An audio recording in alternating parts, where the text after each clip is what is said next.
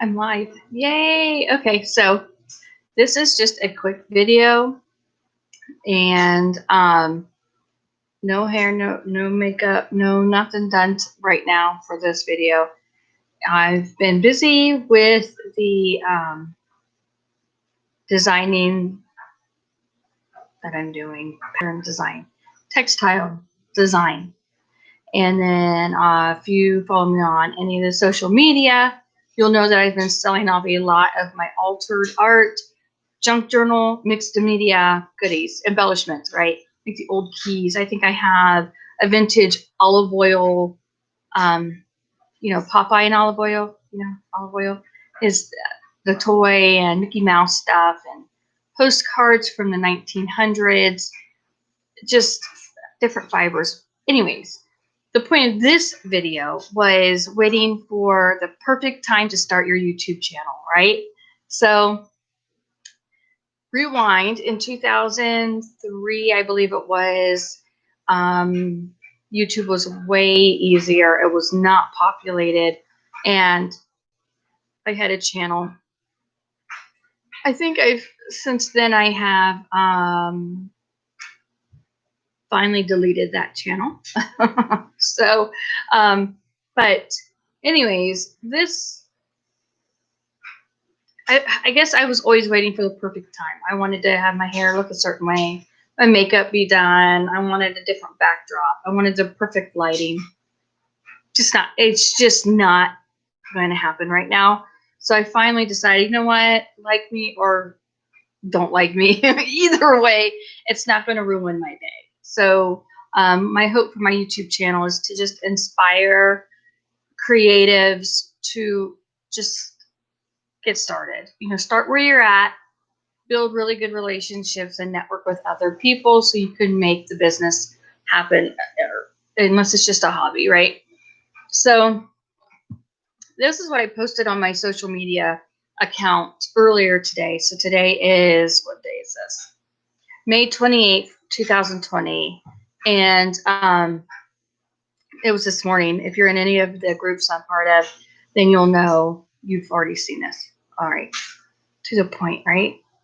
So this is what I said, and I'm going to be looking away because I have my phone right here that I need to read from the screen.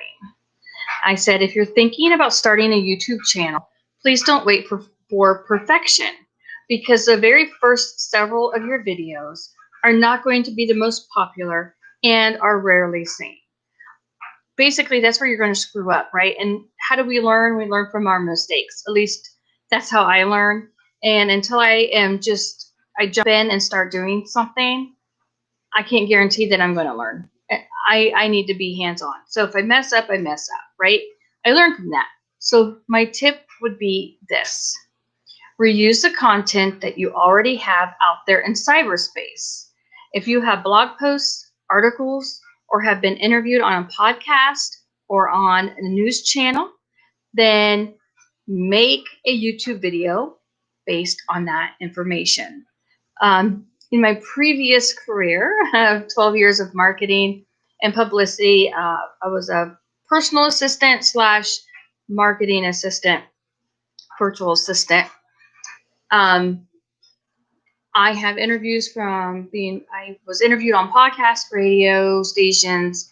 I've written articles. I used my real name in some of those. I used a ghost name in some of those. I've written content for different companies, and they used their own author name. Basically, I was a ghostwriter for them. And after a lot of years, I finally said, forget this. I'm doing this for me now. And it was easy for me to hide behind the screen with a different persona, I guess, for these companies.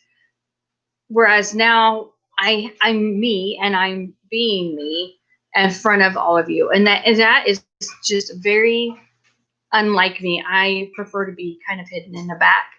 So I wrote this information online because that's what I have to say to myself on a daily basis. Just start where you're at, use what you have. People are going to like you or they're not. They're going to find you useful or they're not. It doesn't, at the end of the day, it really does not matter. You're doing this for you. You have a purpose, and this, you're using YouTube as a tool in your toolbox, so to speak, to get out your message, right? All right. Tip number 2, and then I'm going to close this video. Tip number 2 is any information that you use. So if you're going to reuse your content, podcast, radio, newsletter, blog post, written an article, sorry. Maybe you've been showcased in a magazine, whether it's an e-magazine, a local magazine, a national magazine. Anytime that you have any information out there, pull that information, make it into a video like I'm doing now, right? And then you can post a link to it. So if you have a link to a podcast that you were on, put that link into the description box underneath your video. Just tell people, hey, you know what? I'm going to share with you an article that I wrote back in 2009, right?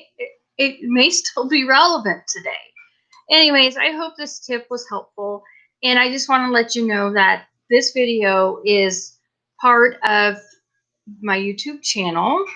And it's going to be part of the series on being a virtual assistant, what I learned, the do's and don'ts, the pros and cons, the ins and outs of that profession.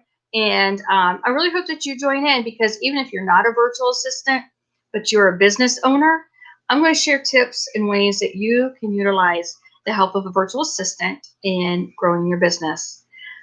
Bye, guys.